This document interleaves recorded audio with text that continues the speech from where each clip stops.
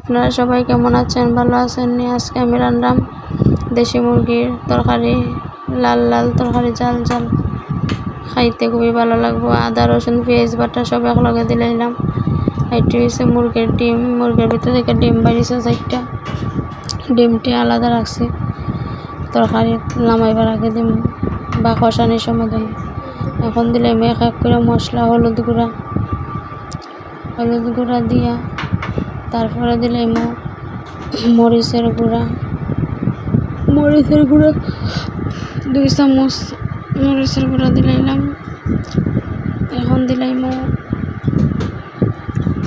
ধনিয়া গুঁড়া দিলাম ধনিয়া গুঁড়া দিয়া, তারপরে দিলাম জিরা গুঁড়া দিয়া, তারপরে তেল দিয়া মাখিলাম। এখন কড়াই পয়ে দিলাম, কড়াইয়ের মধ্যে তেল দিলাম।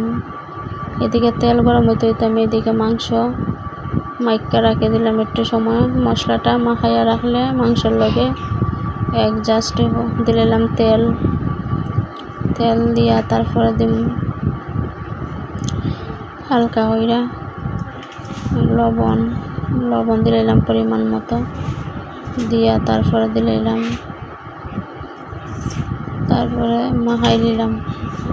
মাখাইয়া তারপরে দিয়া ভালো করে একটু মশলাটা মাখাইয়া রাখি দিলাম।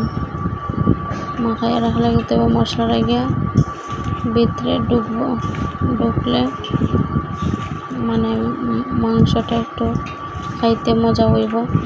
কষায় যখন নাড়াচাড়া করে রান্না করাইব তখন, এখন মাখাইতেছি দেখুন আপনারা যেভাবে লাল দেখা যায় মাংসটা, এইভাবে কিন্তু খাইতে জাল হইছে না।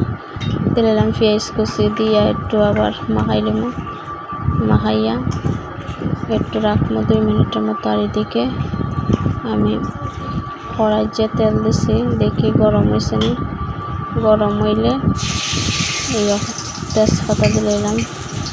গরম হয়ে গেছে আমার তেল, তেজপাতা দিলাম আস্ত দারচিনি এলাচ দিলে একটু সুন্দর সেন্টটা তরকারি রান্নার সময় এরকম আস্ত দারচিনি এলাচ তেজপাতা দিলে একটু গ্রামটা মানে ভালো লাগে। করে দিলাম পেঁয়াজ আর তেল, আমার কাছে লাগে একটু বেশি হয়ে গেছে, একটু তেলটা একটু কম হতে আছে, কারণ কম তেল খাইলে ভালো স্বাস্থ্য রাখবে। আজকে একটু বেশি হয়ে গেছে তেলটা। করে দিয়া পেঁয়াজটা নাড়াচাড়া করে দিয়েছি, বাদামি কালার হয়ে গেছে। এখন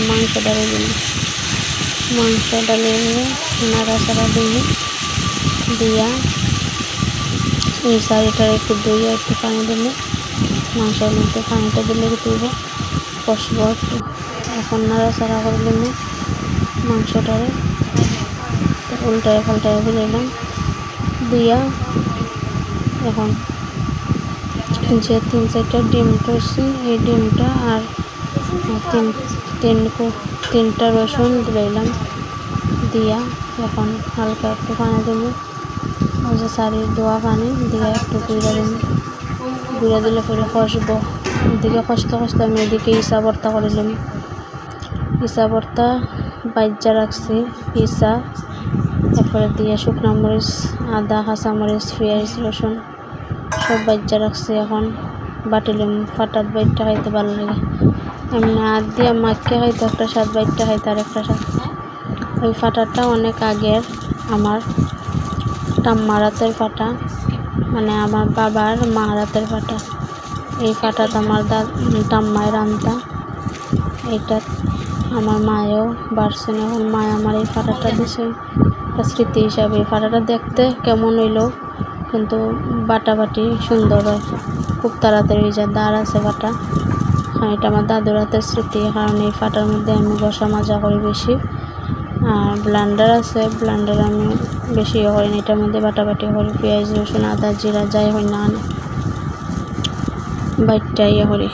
তো এখন দেখুন বাটি লিলাম আমি, চামচ সব কিছু একখানে দিয়ে, পেঁয়াজ রসুন আদা কাঁচামরিচ সব কিছু একখানে দিয়া বাটি লিছি। বেশি না 2-3 ঘষা দিছি, আর একটু কষা দিলে আরও ফিনিশ হইতো, কিন্তু অত ফিনিশ খাইতে ভাল লাগতো না। এই কারণে একটু একটু আস্তে আস্তে রাখছি, যাতে এটা একটা স্বাদ লাগে। কারণ বেশি মিহি হয়ে গেলে এটার একটা স্বাদ, আর একটু মানে একটু একটু আস্তে আস্তে থাকলে এটাই আর একটা স্বাদ। আপনারা এইভাবে খাইবেন। আর আমার রান্নাটা, আমার এই চা ভর্তাটা যদি ভালো লাগে, লাইক কমেন্ট শেয়ার দিয়ে পাশে থাকবা। এখন উল্টাইয়া দেখি নেবো, মাংসটা নিয়ে কষি গেছে, কষি গেলে নাড়িয়া দিব লাইরা চাইরা। তো এরকম নাইরা চাইরা দিলে নিচেরটি উপরে উঠবো, উপরেটি নিচে যাইব। একটু মাংসটা একটু দেশি মুরগি তো সিদ্ধ হইতে সময় লাগে, কারণ ফার্মের মুরগি হইলে তো পোলট্রি হইলে সহজে সিদ্ধ হয়ে যায়। দেশি মুরগি একটু সময় লাগে, একটু সময়ও লাগে বেশি। এখন মাংসটার কালার দেখছেন কি সুন্দর আইছে, লাল লাল কালার আইছে, কিন্তু খাইতে এতটা জাল হইছে না, মানে হালকা মোটামুটি যেমন জাল দরকার তেমন হয়েছে। এখন দিলাম ফল, কয়েক টুকরা খাইতে রাখছিলাম, ফলটা দিলে কিন্তু মাংসটা সিদ্ধ হয়ে যাবে তাড়াতাড়ি।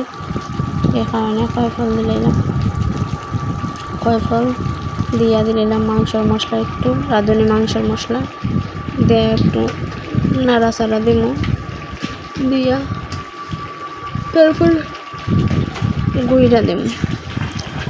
গুঁড়া দিলে আর একটু কষে দিব, কষলে পেঁপেটা একটু পেঁপেটা আগে মাখা নিতে দিতে পারতাম, কিন্তু এই উপরে দিছে এখানে, কারণ আগে দিলে বেশি গলে যেত, এই কারণে পরে দিছি।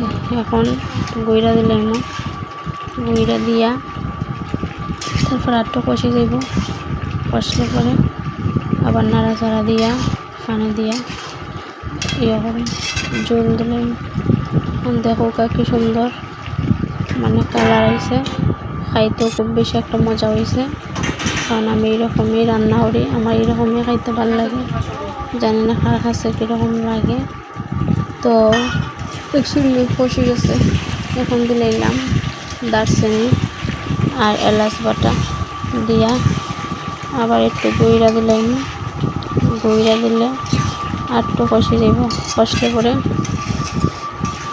তখন গ্রানটা সুন্দর আইব, আর মাংসটা একটু সিদ্ধ হয়ে যাব। মাংসটা সিদ্ধ হয়ে গেলে পরে দেখুন আমি আবার ঢাকনাটা তুলে নিলাম, কষে গেছে একটু ভালো হইয়া।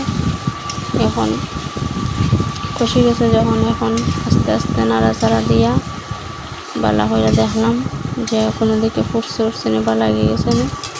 এখন দিলাম পানি পরিমাণ মতো, যতটুকু জল দরকার বা সিদ্ধ হইয়া জল যতক্ষণ থাকবে ওই পরিমাণ মতো পানি দিলাম। এখন দেখো দেখতে লাগে অনেক লাল আর জাল, কিন্তু খাইতে জাল হয়েছে না।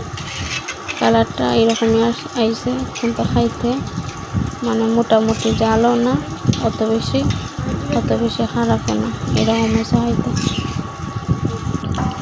তো এখন পানি দিলাম, দিয়া গুঁড়া দিলাম, গুঁড়া দিলে পরে সিদ্ধ হইব। দিকে সিদ্ধ হয়ে গেছে দেখুন, এখন মোটামুটি সিদ্ধ হয়ে গেছে, বালাই সিদ্ধ হয়েছে। আর এরকম দেশি মুরগির মাংস পাতলা ঝোল খাইতে আলু দিয়া বালাই লাগে, এত গণনা হয় না। আর পোলট্রি মুরগির মাংস ওই তো বোনা, আর দেশি মুরগির মাংস হইতো এরকম পাতলা ঝোল, স্বাদ লাগবে খাইতে। তো